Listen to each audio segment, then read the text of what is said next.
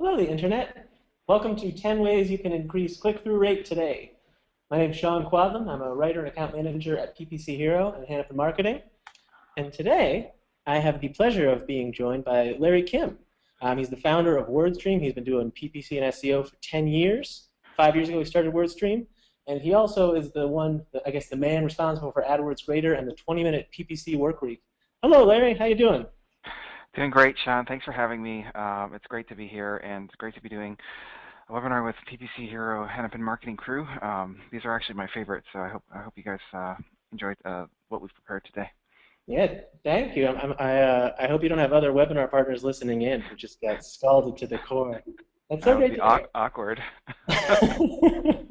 You can just tell them you were being nice. It won't upset me. But just a little bit about me. I'm not as big a deal as Larry. I don't get quoted in USA Today like Larry does sometimes. I'm just a humble little account manager at Hannaford Marketing, like I said, and I focus primarily on lead generation. So I do stuff in education, publishing, software as a service, and then just goes on and on from there. But lead generation is my main shtick. And so, Sean, you're being too modest. Audience, Sean was also the award winner at the recent PPC Hero conference of the most, the most funny presenter and most humorous or something, most loved presenter award. Most beloved. The official term is most entertaining, but most entertaining. Yes, that's it. So. Thank you for bringing it up, Larry. I'm blushing over here. You can't even see it. All right. Today we're going to be talking about its click-through rate. So that you guys signed up, you know what the deal is. But we're going to start. Larry's going to give a good intro about why click-through rate matters. I think you guys probably know this, but he's going to really make sure that you know, because there are some things that Larry knows that some of us wish we knew. And then we're going through 10 tips. So we're basically going to hand the mic back and forth and go one at a time. And then hopefully you'll have some questions afterward, and we're going to try to save some time for them. We also have a hashtag going on. I think it's so cool to have a hashtag. Sometimes I'm just amazed that people have hashtagged things that I have said. So thank you for that, and know that it's appreciated. But if you have any questions, we'll be there to answer. And then we're going to start with a live poll. We've done this in the past, and so we're just kind of getting a sense of the audience and what you guys are doing here. So. How long have you been in PPC? We have 4 different answers. There are, I guess, 4 different buckets that we're going. And did you launch the poll? Here it is. There's the poll. So it's just either less than 1 year, 1 to 3 years, 3 to 5, or 5 plus. Larry, so earlier you said that you've been in here for 10 plus. We don't even have a category for you. I can't even imagine how you must feel about this. Yeah, it's getting kind of uncomfortable to be the oldest guy in the room, kind of. That sounds like a good level of discomfort, though. I think it's probably appreciated for everyone you're talking to. What would you say? I guess just because you do a lot of speaking at conferences and things like that. What would you say the average is? Like, when you see people out in the world, what would you expect them to be in terms of level of experience in PPC? It's like right around 3. It's a very young industry still, even though it's been around for a while. That's what I'm seeing. Okay, yeah, it's very cool to hear. And so now we're going to show our results. Look at that, Larry, guys. 10 years of experience means that he can answer our own poll questions for us. A very young industry. 45% are 1 to 3 years, and then 31% are less than 1 year. So welcome everybody. Even the 5 plus, we have 9% of you. It's great to have you guys. All right, so. Now it's back to me. We have another. Can you see? Okay. We have another live poll question real quick. So just since we're going to be talking about optimizations today, we'd love to get a sense of how you guys manage stuff. And so here's the poll. It's either you manage it yourself, you're part of a team that manages it, you can either outsource it, or you're maybe thinking of changing things up. Larry, do you do much account management? Or I guess, how does WordStream do things? How do you guys distribute the work that goes on? We are a provider of software tools, so actually for the vast majority of times the customers do the work themselves, but they're using our software to help them do it themselves. It's kind of like tools, and I know that's pretty different from what you guys do there.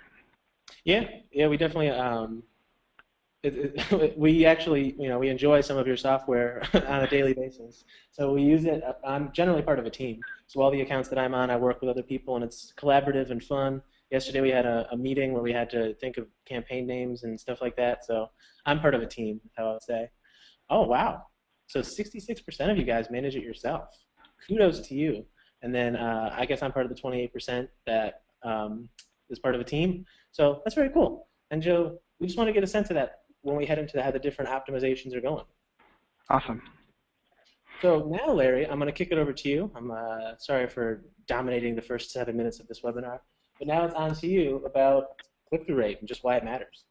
All right, guys. So before getting into all the details of how to raise your click-through rate, I think it's helpful to just take a minute to think about, why you might want to focus on click-through rate. After all, there's a ton of different metrics in your PPC account that you could potentially be focusing on. So what makes click-through rates so important? And so, well, obviously Google tells us the higher your click-through rates are, the more you'll be rewarded with this thing, a magical thing called quality score. And that they say the benefit of this quality score is more prominent ad positions and lower cost per clicks. And so, just because Google says something doesn't mean you shouldn't go ahead and verify it yourself. And so, earlier this year, I was just looking at click-through rates across a couple $100 million of spend, and I can definitely conclude with a very high degree of confidence that this is indeed the case, that there's an undeniable relationship between click-through rate and quality score on average. And so this plot that you're looking at on the screen, it just shows that on average, as your click-through rates get higher, so does your average quality score. Now keep in mind, this is an average, so it's possible to get a high click-through rate keyword with low quality score, but on average, those are the exceptions, not the rule. Next slide, please. And so basically, if I've convinced you that a higher click-through rate yields a higher quality score, then I would still need to convince you that having a higher quality score is indeed beneficial to your business. And so in order to kind of prove this, I was looking at cost per conversions, again, across a couple $100 million of AdWords spend. And I found indeed that there was a strong relationship between the cost per action and the quality score. And as you can see in this graph here, the higher the quality score of the keyword, the lower the cost per conversion on average. And so I'm not taking Google's word for this. This was just like data that we researched ourselves. And just if you're curious, the cost savings were driven almost entirely by lower cost per clicks for the higher quality score keywords as opposed to changes in conversion rates. So that's kind of on average. The higher your quality score, the lower your cost per actions. And so just to summarize here, I believe that click-through rate matters because on average, the higher your quality score, that's going to tend to improve your ad position and reduce your cost per click, and even result in lower cost per conversions. Now, keep in note that this is just on average, and there's definitely always exceptions to an average. So this isn't like infallible in terms of every possible case. But nevertheless, for this reason, I definitely view click-through rate as being a very important metric in your account. Anything to add there, Sean? No, I just think you're right on the money. I've been convinced by this before. We've talked about click-through rate on previous webinars together, and it's super important. And so, worst case scenario, you have a great quality score if you focus on click-through rate, just like you were saying. So it's all the reason to do it. So I'm on board. You have convinced me. I'm excited for these tips. Cool. So what do we have next there? We're going to, start into them. And you are first up with tip 10. We're counting down, guys. 10 to 1. Awesome. So the first step in optimizing your click-through rate, I believe, is to measure your click-through rate and figure out exactly how good or bad it is in the first place. So it's my belief that click-through rate in general can be a little tricky to interpret because, as you know, click-through rate lumps together click-through rates on many, many different keywords with different average positions. And that's unfortunate because your ad position is going to have a huge impact on click-through rate. And so it's often hard to know whether or not your click-through rate is good or if it stinks because it's all kind of packed together like in one metric. And so that's definitely a challenge. Another issue that arises is that it's often hard to know, what you should be shooting for, what constitutes a good or bad click-through rate in the first place, because again, as I said before, the click-through rate tends to vary wildly by your ad position, and so one of the easiest ways to unpack your click-through rates and try to figure out how they're doing versus the expected click-through rate for a given ad position is to grade your AdWords account using the free AdWords grader, which is both offered by Hennep in Marketing and WordStream.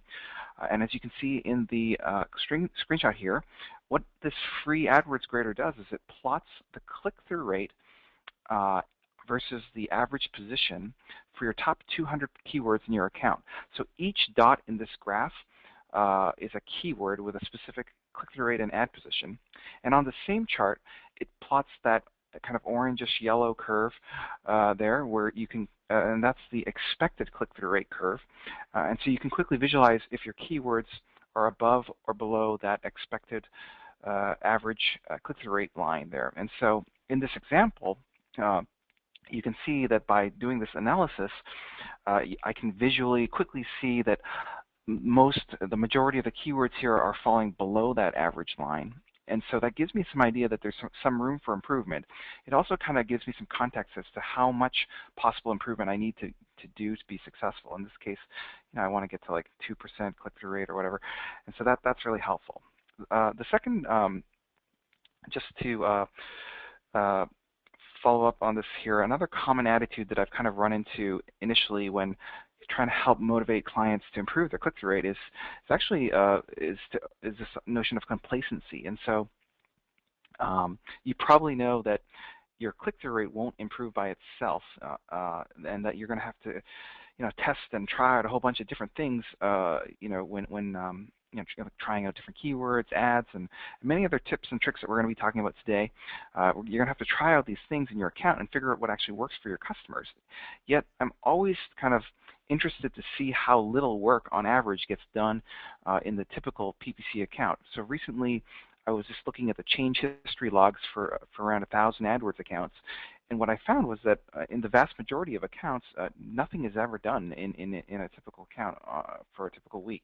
So like no new ads, no new keywords, no bid changes, nothing. And so even though that these accounts are being managed by smart PPC marketers who know that they need to do stuff to improve results, that it's often a challenge to overcome complacency. And so I guess to summarize my first tip here, Sean, it's on improving click-through rates. It's to first measure the click-through rates and understand how good or bad the click-through rate is. And then when you have an understanding of sort of what is required in terms of your click-through rate improvements, to understand that it's going to be only through this thoughtful kind of daily or weekly or monthly optimization activities that you'll be successful. And so just getting into the mindset of optimization is my first tip there. Anything to add? Yeah, I think it's a great tip. That yellow line that you have on your chart, I think it's really fun to see your accounts on there because you have some green dots of rejoicing for where you're beating the average, and then it also just gives you a really good action plan of I got to get these other green dots above the line. So knowing where that line is, I think, is crucial. And a lot of people don't know it. So I think that's a really great tip. Awesome. Thanks, man. Yeah, all right. And so now it is my tip. And so what it's about is just keyword targeting. And it's identifying low click-through rate keywords and then just kind of evaluating them from a different angle than what a lot of people do instead of just metrics. So it's basically just asking yourself if you're targeting the right things. Here's a Far Side cartoon that I'm particularly fond of how birds see the world, and they're just targets on all these different people. And so this bird is clearly targeting the right things from its bird needs, but are we targeting the right things from PPC needs? And so what I think it's important to do is establish a baseline, like what Larry was saying. That's an industry baseline to know where you're capable of giving. But for the purpose of this exercise, I think you want to establish what your baseline is just within your account now. So you're trying to move your account forward, and part of that is just knowing where your account currently stands. And so for me, that comes down to looking at campaign groups. I look at branded campaigns, I look at non-branded campaigns, and then I look at display campaigns differently. All of them are going to have different click-through rates, and so I kind of bucket all of those together so I know what the click-through rate is. So for this specific example, this account within non-branded search campaigns has a click-through rate of 0.89%, which according to the yellow line that we just saw, there's some room for improvement. There's some stuff that we can do there. And so my first step sometimes is to just filter all of my keywords for a click-through rate lower than 0.89%, look for the stuff that's dragging us down, and then I spend my most time on the highest impression keywords. So I'll identify kind of a list of the stuff that's really driving the traffic. So people are seeing our ad, but then they're not clicking it. And so instead of just looking at metrics and and things like that, I just kind of ask myself on a basic level, does the keyword make sense? Is it something that we can target and then actually deliver on? There are times where you're trying to, grow your business, trying to grow into new areas and just find new users that haven't heard of you before. But coming along with that, sometimes it's too far to make that leap, at least where you currently stand. So if there's something that you can do eventually, you're just not doing it yet, I guess listen to the rest of our 8 tips because you can improve that click-through rate. But there are other times where with the keyword you're targeting and with the ad text you're capable of and the landing page you're going to drive them to, just none of those clicks are going to be useful for you ever. And so at that point, you can pause or delete the keyword and just get it out of your life. Move on and do something else. Just a quick example of that. We were doing an AdWords grader. We were just going through a live PPC clinic. I think this was a couple months ago, Larry. The two of us, we have such history together. And we were doing, it was somebody who had solar panels, and they were bidding just on the keyword broad match panels. And just think of all the different panels there are in the world. I'm in this room right now, and there are panels on the walls, and there are panels on the couch. There are so many panels. And so it's not a case where you're doing the wrong things with what your ads say, with what you're, just how you're managing your account. Your keyword just on a basic level isn't the right targeting for you. So I just trying to identify those keywords and then kind of cutting the fat out of your account, I think that's a really good way to get quick wins. And then when you make further optimizations, they're going to be that much more effective because you're not trying to break a wheel that's never going to fit onto your bike. You're only trying to, reinflate the tires that really get you moving to carry on that stupid comparison. Did that sound all right to you, Larry? Do you have anything to add to my point? No, I think that was a really great analogy there. Thank you. Well, thank you. Um, so, which brings us to our next tip here, which is to basically to leverage different ad formats and ad extensions. And so I'm sure you've all noticed that over the last 2 years, Google's been releasing, an ad extension every other week, it seems. So there's about 24 or so different ad extension formats, and they're basically all designed to help draw additional attention to your ads, and I think that's really super key in driving your click-through rates and making your ads stand out there. And so just take a look at the screenshot for a second here. It's a search on a stainless steel dishwasher, and as you can see, all these like super-size ads, they all occupy kind of 85% of the above the fold space on a desktop browser, and look how these humongous ads are able to kind of take up all the real estate and crowd out everything else there by adding all sorts of bells and whistles to their ads, like images and site links and ratings, and they're just you're just accessorizing your ads basically. And so in addition to raising click-through rates, ad extensions also have another beneficial effect, and that is they can actually raise conversion rates. So how is this possible? Well, the idea here is that since additional information is being provided to the user prior to clicking on the ad, such as image and price information, when that user then clicks on that ad and arrives to the site, they're further down the funnel already. They already have that price and image information kind of infused in their brain prior to clicking. And so, last week I was just talking to the lead product manager for product listing ads at Google, and she was telling me that these PLAs on average have a 20 to 50% higher click-through rate than their non-PLA kind of comparable position ads, and so I thought that was pretty remarkable. So when it comes to the different ad extensions, like maybe you're not a shopping e-commerce provider, fine, but there's still many other possible ads that you can choose from. This is the site links, which allows you to provide additional calls to action and increases sort of the vertical height of your ads. There's location extensions for directions to your physical store or location. There's communication extensions for doing like email signups. There's social extensions for doing to linking your Google Plus account. There's so many here. Like this one was a crazy one that I saw the other day, a live chat extension. So it actually pops up a chat window, so you can talk to the leads while they're super hot. This is a new one that's like in beta right now. So if you want to get access to this one, you'd have to talk to Sean or me. But basically, what this one is, it's an image ad extension. So Google's saying for certain types of verticals such as travel and automotive, by infusing an image in combination with your ad text, it can really greatly improve the click-through rate. And so that's a really interesting beta that either of us could probably get you hooked up with. And here's this mobile click-to-call extension again.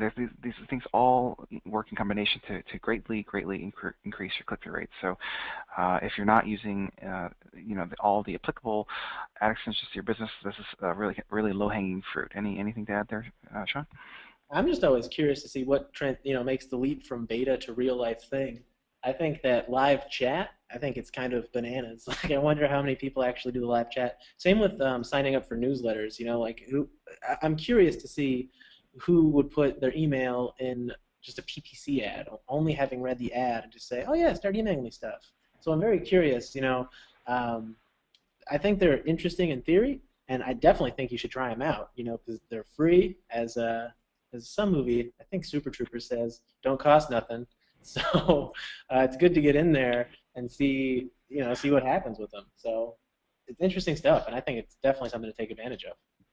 I think it's a little bit of a arms race, because the kind of the accessorized ads are going to be kind of sucking up a lot of the intent and clicks from all the other kind of non-accessorized ads, and so it's a situation where there could potentially be a pretty big first mover advantage if you're able and willing to try out some of these new things.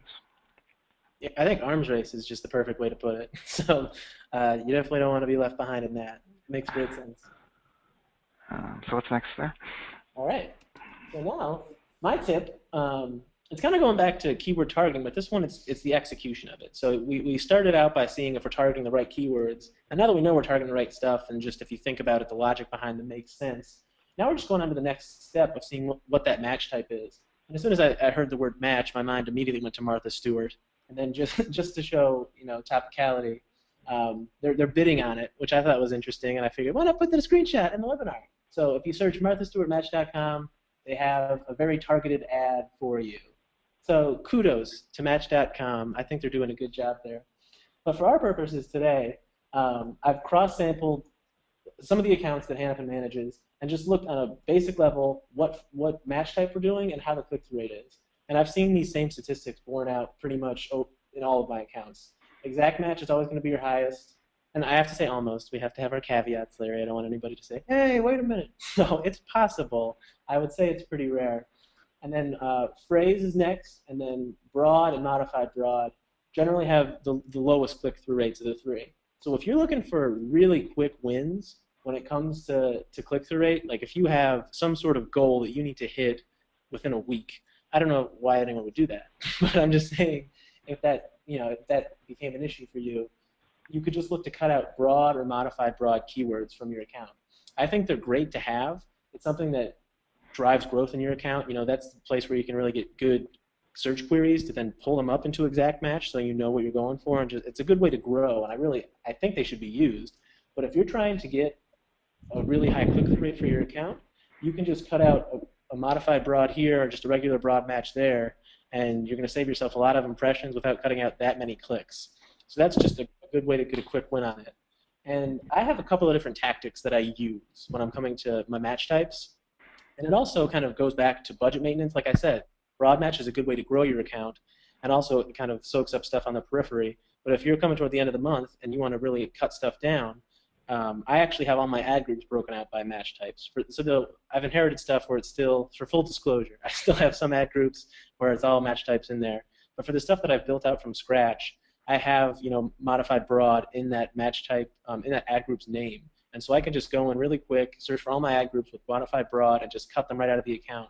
And so, like you pointed out earlier, generally, if you have the higher click-through rate, you're going to have a better, just a better CPA. And so a lot of times my broad match sometimes has my higher CPA as well, so it's kind of a double whammy. Not only do I get a better click-through rate, I get more targeted traffic, and thereby I get a higher conversion rate. So that's why I like ad groups by match type.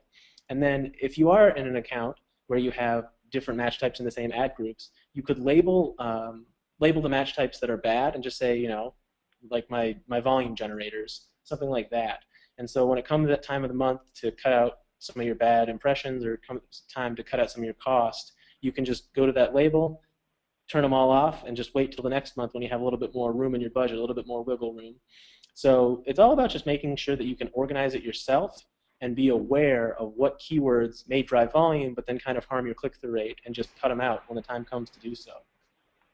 Uh, so that's how I handle match types. I think it's a kind of a really quick way to win on click-through rate, and it's a good thing to keep in mind. So that was my second tip, Larry. Awesome. Hey, just a question for you there. Do you find that modified broad match across like a lot of accounts does more poorly than broad match? I was actually surprised by that. So the stuff that I've managed, modified broad does better for me. But this was, again, was a sampling of all of our, a lot of our bigger accounts, and so I was surprised because on the whole it does. My case by case expectation is that modified broad is more targeted than broad. How about you? What have you seen? You've seen so much more data than I have, Larry. I have data Uh, envy. well, I don't have the numbers off the top of my head, but it's more restrictive than broad match, so I would have expected it to be a little bit more targeted, but it doesn't seem to bear out in the data there. Yeah, I think if we took a longer scope and probably controlled out some of the variables, I think it's very possible that modified broad is, just logically, it's so much more stringent than broad match. So I would say, that's an A/B test that I would definitely like keep running. So I think your question is absolutely valid, and I'm on your side. I agree with you. Cool. Awesome. So I think our next one is me, and it is to bid on branded terms. Now, one of our audience members today actually typed in here, I can see, what is a branded term? And so a branded term is a search term that includes like your brand, so like WordStream or like Hennepin Marketing. So the idea behind a branded term is that the person who's doing the searching kind of already knows a little bit about you and your business. It doesn't just have to be just the word WordStream. It could be like WordStream pricing or Hennepin reviews. Like it can be a phrase, but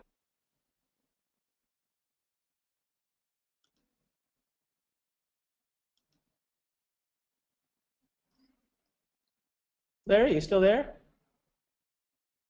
Guys, we might have lost Larry. And so hopefully he'll be dialing back in soon with his headset, and I can just pick up where he was talking about. And basically, branded terms just reflect back on prior knowledge. It's somebody that, through whatever means, whether it's a display that they've seen. Are you back, Larry? Did I just hear a breath intake? Nope, no Larry, guys. It's somebody who's aware of your brand by some other means, and then they head over to a search engine and they don't know what your direct URL is, and so they'll search for something. They'll search for your direct site, or else they can search specifically for something like Larry was talking about, whether it's reviews or it's a specific product, or it could be like a partner brand. I manage some accounts where they have it's kind of like WordStream and Hannapin. We have a partnership, but theirs kind of goes deeper, and it's an offshoot of one different brand. And so we actually include kind of the mothership as part of the branded campaign because it's somebody who's already aware enough of the fringe connection, and so they just kind of come around in the background. cool. Hey, can you hear me You're there? back. Great. So basically, the idea here it was to yes, so there was some kind of glitch in the matrix there. Sorry, audience. Apologize. But basically, the idea here is that just look at this chart here on your screen here, and this is a ridiculous chart. So those dots there are the keywords in this guy's account. And look how like he's getting click-through rates of like 60, 70, 80%, 50, 40%. So a part of his strategy for getting these high click-through rates is to use branded branded terms. Now, not all of his account is branded terms. Just roughly 10% of his account is branded terms. But he's also doing branded competitor and partner terms, and so his click-through rate on average is actually 14%, even though his average ad position is just 2.88. So like he's typically like in the third spot, which is not necessarily like the most prominent spot there.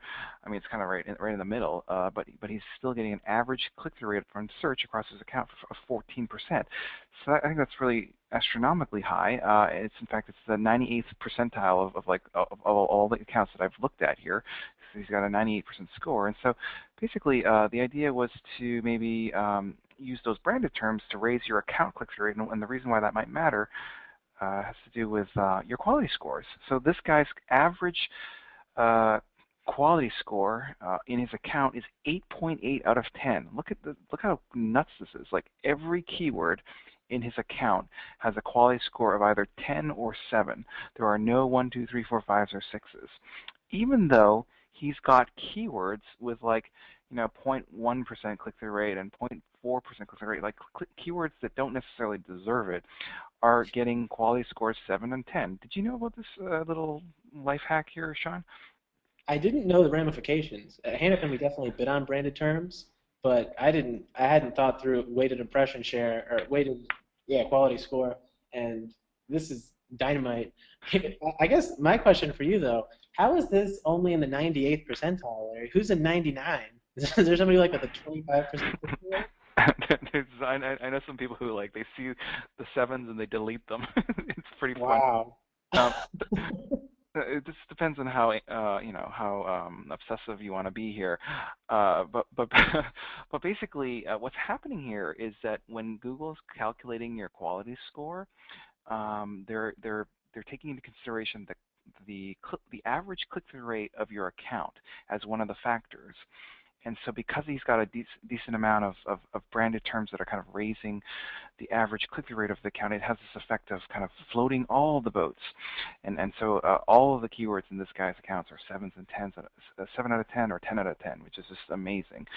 So there's one kind of unconventional way of raising your click-through rates. So back to you, Sean. Yeah, and so now we're going to go back to the audience and just, I guess, check back in on you guys because we care about you. We're here for you. And so we're doing another live poll. I don't want to get too spoilery. We are going to be talking about ads in a little bit. But when it comes to click-through rate, ads are very important. And so we're just curious, what aspects do you test most frequently? There are headlines, calls to action, specific benefits in the body copy, stuff like that. Display URLs and appending stuff toward the end and seeing if that moves the needle at all. And then also kind of the other stuff, as I phrased it so eloquently. Whether it's punctuation, like I really like doing exclamation point tests. I don't like exclamation points, and I'm trying to test them out of accounts. And things like title case, whether or not you capitalize every letter. That's another one that I want to test out, but it just keeps winning, so all my ads still have title case, and I'm always bummed about it. But Larry, is there anything that you think, when it comes to just ad testing, what do you think is the most effective tech? Like if somebody wants an ad test to really do something for them, what would you recommend they test? I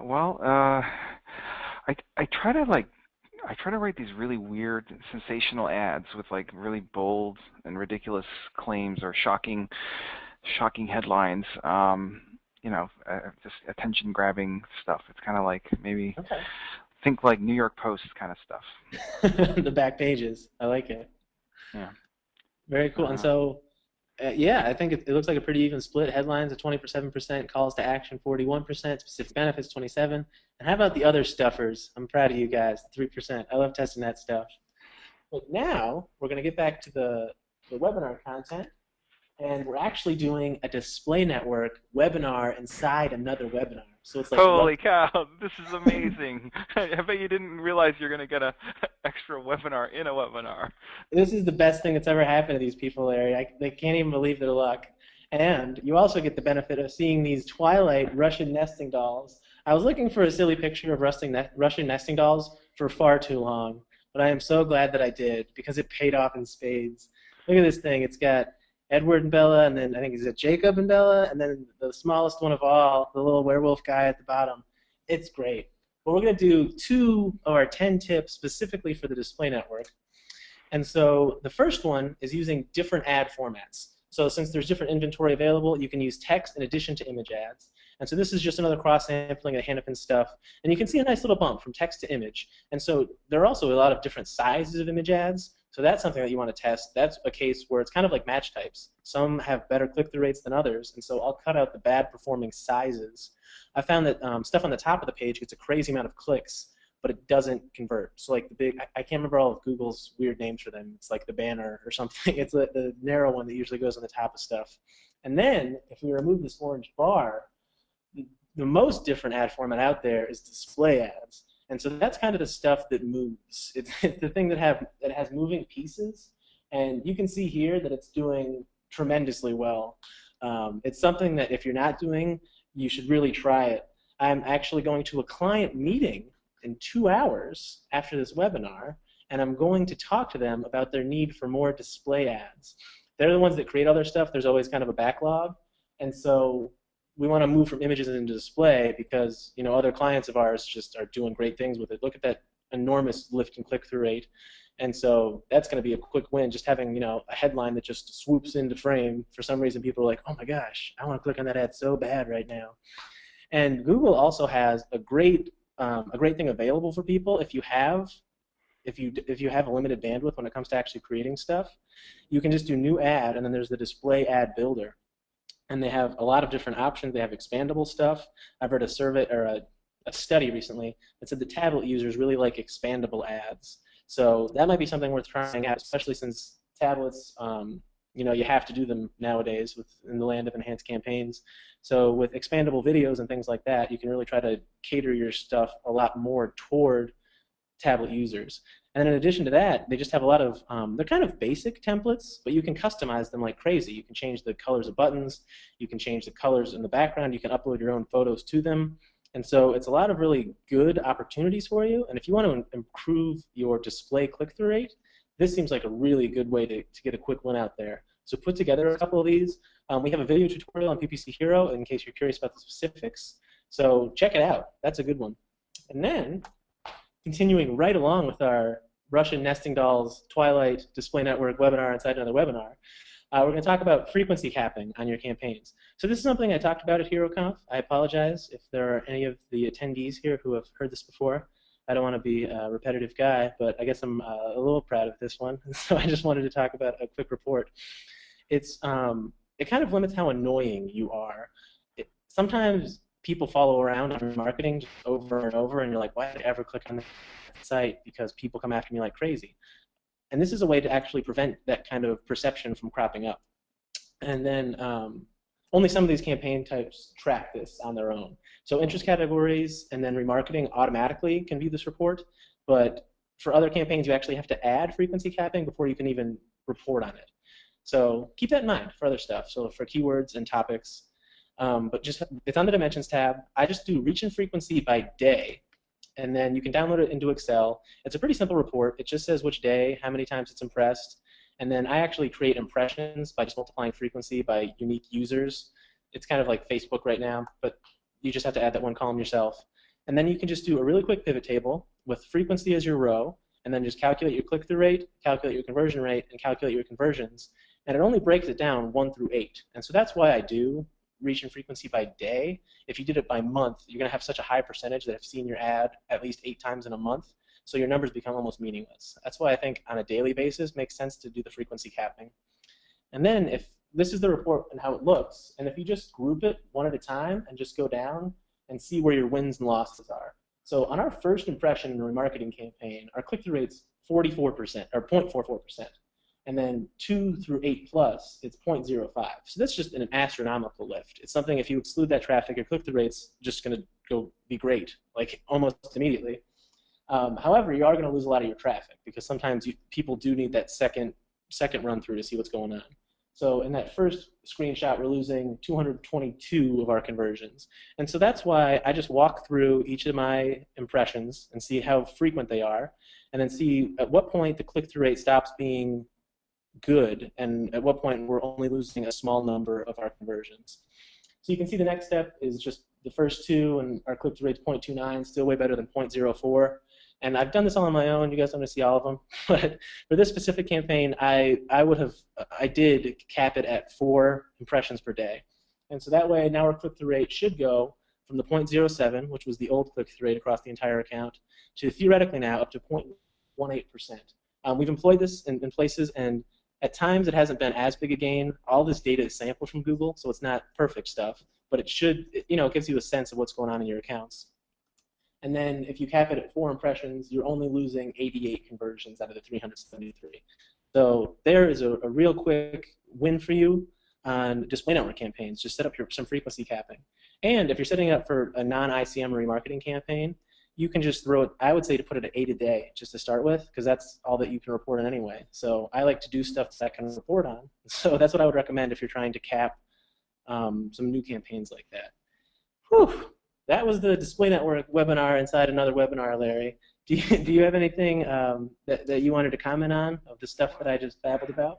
Well, I think that's a lot of interesting. That's a really interesting case study there in terms of the performance differences and what you did there. So thanks for sharing that. And this whole notion of a webinar inside of a webinar, that's just another example how Sean at PPC Hero Hennepin Marketing goes above and beyond always on these webinar presentations. So thanks for that. It was both of us, Larry. We both went above and beyond. All right. What do we got next here? Let's see here. Oh yes, yes. So this is the this is ad text testing. So basically, when it comes to ad testing, and if you're trying to improve your click-through rate by doing some ad text optimization, the great news here is that the bar is very, very low. So what you're looking here on your screen is a search for, I just picked a search, big data solutions. And this is what I call, this is my term, I call this a jackpot, because it's like kaboom, we've got 4 ads that are basically the same. So that means there's a lot of opportunity in this jackpot to be like one of the kind of a more innovative company to produce something a little bit more sensational, a little bit more emotional, not just so matter of fact, kind of just reflecting back exactly what, like literally exactly what the user just searched on. So I mean, there's some opportunity here, and so how do you kind of take advantage of this jackpot here? And so I'm going to just take a page out of my friend and colleague. His name is Perry Marshall. He's got this great kind of process for brainstorming how to create these killer kind of emotional ads. And so the process involves just writing out, brainstorming kind of, who's your customer, what's something that your customer loves, list out things that your customer hates, who's your customer's best friend, what's your customer's worst enemy. So just kind of do this brainstorming and try to figure out all the different kind of relationships and angles that are possible that you could reflect into the 25 and 35 characters in those ads. And so once you've done that, the idea is to then kind of pair up edges of that graph, sort of like, who's your worst enemy, who's could be the husband, what's something that makes your customer really happy, revenge. Like this is an example for a divorce lawyer, and this is just an example of what I would consider to be a kind of a sensational kind of emotional ad that tends to get like 20 or 30% click-through rates. Who's your husband with now? Is he sleeping with her right now? Get revenge and a smile on your face. Badmarriagerevenge.com. So it's basically yeah, it's almost like we've forgotten the marketing part of pay-per-click marketing. Like when we're writing all these ads, that so much of the ad texts are like those, like that jackpot of just like big data solutions or whatever. And I'm just trying to remind everyone here that there's a lot of kind of conventional, old-fashioned marketing that you can use to kind of really spice up those ads. Back to you, Sean. Yeah, I think what you just said was a great point. Sometimes we forget the marketing aspect of what we do. So I just want to echo that. Really great point. I think that's something that we should think about all the time. But tip number 2, so we've counted down from 10 to 2. Everybody must be so sad. There are only 2 left. And so right here, I have a mushroom cloud because this is what I kind of consider the nuclear option. If you need to raise your bid, if you need to raise your click-through rate, you can just raise your bid. You can just tell Google you want to pay more. You get into a higher visibility, you get a higher average position, and you get more clicks because of it. Larry talked about this earlier. It's on the word stream greater, and then if you just search, click-through rate by average position, you're just going to see a million images like this in Google of all the different studies people have done. And click-through rate, just in a higher average position, is a big deal.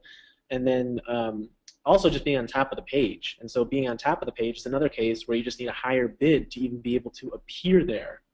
And like I was saying, it just means a higher CTR, the better your visibility is. And I do want to caution, though, that sometimes higher bids have higher CPCs. I've seen a case where we just wanted to get a good click-through rate. We really pushed the bids almost to their breaking point. We were so aggressive with it, but our CPL kind of went haywire there for a little bit. So be careful. Keep that in mind. That's why I consider it the nuclear option. It's a method of last resort, and just be smart about it so that you can survive the blast. Here we have Indiana Jones surviving a nuclear explosion in a refrigerator. So Yeah, that works all the time. it's a foolproof method. I think this was a documentary. I think this was just footage from the 60s. So it's just about just finding your way. Imagine if Google were crazy George Lucas, and we just need to find our own refrigerators to be able to survive something like raising our bids to get a higher click-through rate. And then Larry, we were talking about this just a little bit ago, and you said that sometimes raising your bids, you've seen cases where it doesn't even affect CPC. Is that right? Right. I think this is like a devilishly, like, really ingenious kind of tip here on raising your bids, and that is sometimes you get in this weird situation where by raising your bids, there's a difference between the max CPC and what you actually pay, your actual CPC. There's like a discount. It's always less, and that discount is related to your quality score. And so there's this really interesting phenomenon sometimes that I see where by raising your bids, you can then raise your quality score and then reduce the raise your click-through rates because you're in a better position, and thereby reduce your average cost per click, or at least like not raise it as much as you thought you would raise it. And so I think that's kind of a very ingenious idea here. Basically, one little factoid that you may or may not be aware of is that Google says, oh, you can't mess around with your quality score by raising your bids. Like they say, they normalize your ad. The click-through rate is normalized by the ad position. So moving from third position to second position, that's not going to help. But what I found is actually that that's true, but it's not like perfectly normalized. There's definitely sort of favoritism happening to kind of the keywords in the higher positions with the higher bids, and so that's just another life hack there for you. And that's a good one, guys. Larry's risking life and limb. That's privileged information, but it's like in communism how some people are more equal than others. Some weighted quality scores are better than others. So raise your bids, maybe. Be careful. Of course. So what do we got next here? It's the final one. More drum roll, please. Oh man, it's just to use negative keywords. We should have used the nuclear option as the last one. No, you gotta sell it, Larry. You gotta be excited.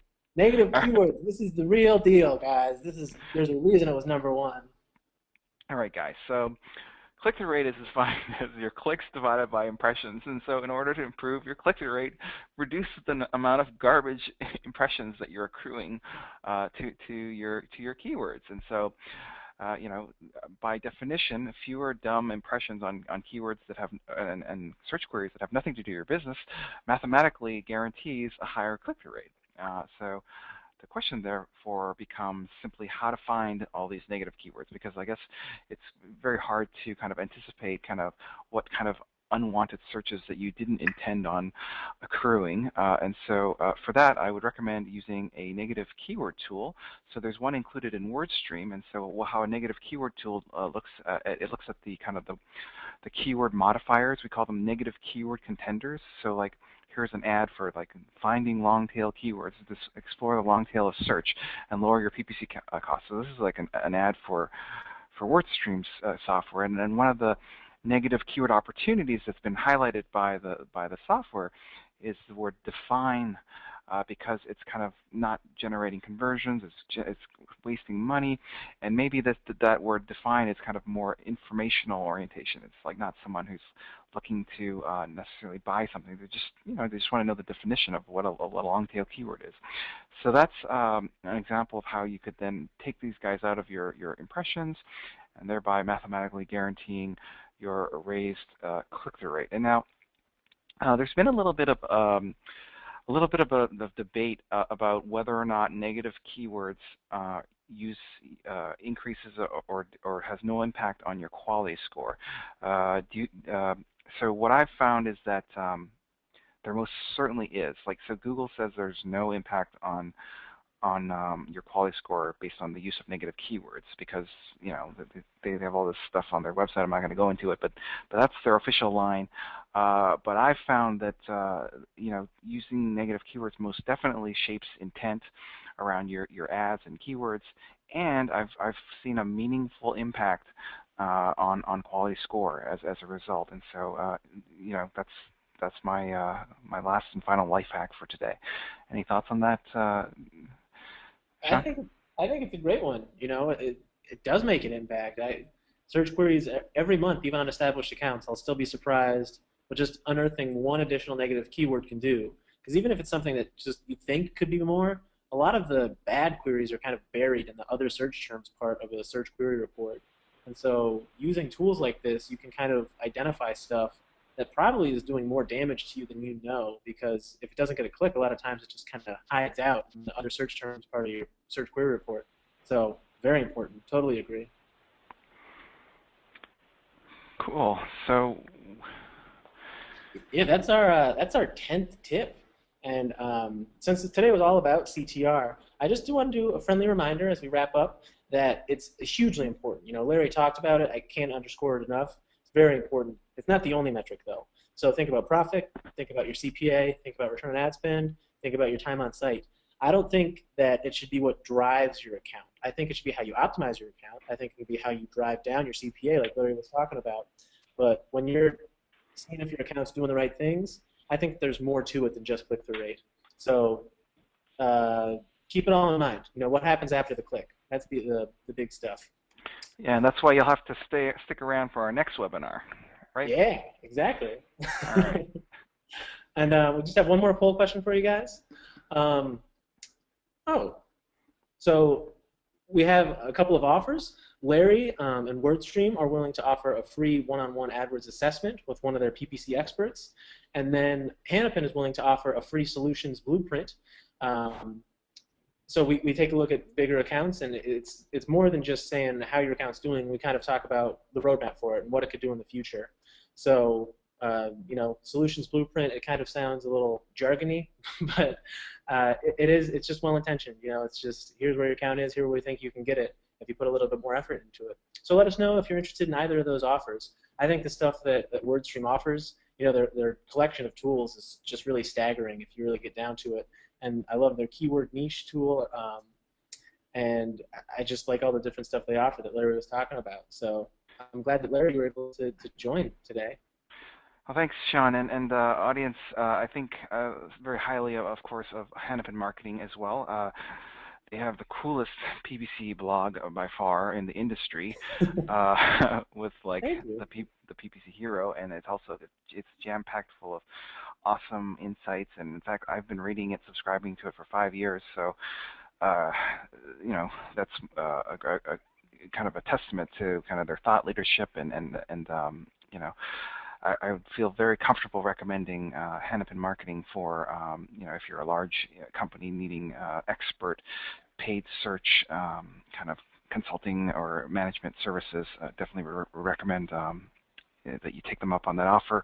As for the WordStream software, this is for those, mostly primarily for the people who were self-managing. I think it was like 60% of people were managing themselves. So this would be like just like an exercise machine, like a way to help you be a little bit more effective with your time and with your optimizations, like kind of like we have this thing called a 20-minute PPC work week, which just gives you like tips like the low-hanging fruit to fix in your account, so that you don't have to look for it, and it just makes it easier. Thanks, sir. Yeah, I think it's all great. And so we have just 4 minutes left. We're going to try to get through a few of your questions, and then are we going to do a follow-up blog post? I just committed myself to doing a follow-up blog post by even asking the question, guys. So there'll be a follow-up with all the questions. And so the first one, I'll start with you, Larry. Do you recommend using search partners and/or close variant when it comes to your keywords? It kind of depends. So, if in an ideal world, like you shouldn't have to rely on that, because like you would want to be a little bit more intentional, like in terms of the close variant stuff. But I recognize that that requires more time and effort, and if you're kind of a smaller, medium-sized business, maybe it's not worth the effort, and so maybe that's fine. As far as the search partners, just it depends on the vertical. Just segment out the type of click-through rates and metrics that you're getting from the different networks, and you can make that decision quickly. Yeah, I agree with the stuff you said. One thing I do want to add, I think Bing Ads does a really good job. You can actually exclude search partners one by one. So that's something Google doesn't offer. I really am happy about Bing Ads offering. So that's something to keep in mind, that you can opt into all and then just optimize from there. Cool. All right. So we have a question. What are your thoughts on ad fatigue and search PPC? I'll let you go, and then I'll go after. So we haven't found that this is a huge impact, believe it or not. So I guess it's not the same as display, where people are being hit by the same thing over and over. We haven't seen that phenomenon as being a serious problem. Have you? I actually haven't. So we run a lot of ad tests, and kind of the most frustrating thing for me, I like to consider myself a creative guy, and creativity has lost a lot of my tests. It's kind of this meat and potatoes approach, and the same ads have won tests month after month after month, and it sort of breaks my heart, because I want to do the creative approaches that you're finding, Larry. I guess we probably just haven't been able to find the same, level of creativity. We haven't been able to effectively utilize the pocket knife or the switchblade yet. So I haven't seen any burn. Your kung fu is not strong enough there on the switchblade. Okay. We're still working on it. We're still working on it. And then we have just one question left for now, and then we'll do a follow-up blog post, like I said, like I committed myself to. How do you choose which negative keyword match type to use? Well,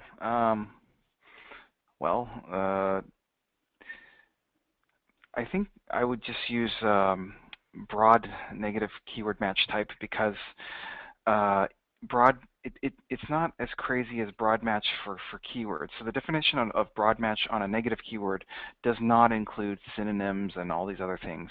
It's like a very restrictive definition to begin with, whereas broad match for regular keywords, like for targeting, includes like all sorts of weird synonyms and related terms. So there's no, it's really not a huge issue like to be using broad negative keywords, because by definition they're very narrow. Any thoughts on that? I think that's great. I think that's it's a misconception I hear a lot, that people think that negative broad. I've thought it myself for quite a while. And so when I heard that, I was like, oh, it's kind of like broad match modified. So when positive, if you have the plus sign, it means the keyword has to be in the query. If it's negative, it's just for that specific word if it's in the query. So I think negative broad is good, and it covers a lot of spaces. It doesn't even include variations or misspellings. So it is pretty restrictive when it comes to adding traffic out. I'm sure Google wants it that way. If they don't want people excluding themselves out of too much traffic, that's where they make all their dollars. So I think negative broad, just like you were saying, I totally agree with that. There's this one other thing called negative exact match. So this is kind of interesting. So that's where you would put like the word insurance on negative exact match. And so what that would match against is every keyword containing the word insurance so you'd be able to target all keywords containing the word insurance except for the exact phrase insurance. So like sometimes this is where like some strategies come into play where you want to bid on branded terms, but not just branded for only the company name itself. So there's some reasons why I might use negative exact match, but I've never seen myself using negative phrase match or anything like that. Yeah, and it can get a lot of, we use it for embedding negatives. Like, I think it's another strategizing thing that you were talking about. So just like you were saying, you want to exclude certain queries, and we do that just so our stuff's kind of clean. But that was all very well said, Larry, and I agree with what you were saying. And so Awesome. that brings us to the end of our webinar today. Larry, thank you so much for joining us and joining Hannafin and PPC Hero on our little our little webinar. I appreciate it. Awesome, guys. Thanks for organizing and thanks for having me. It's an honor. Thanks. Yeah, and thanks everybody for listening. We appreciate your time immensely. It was very nice of you to stop by.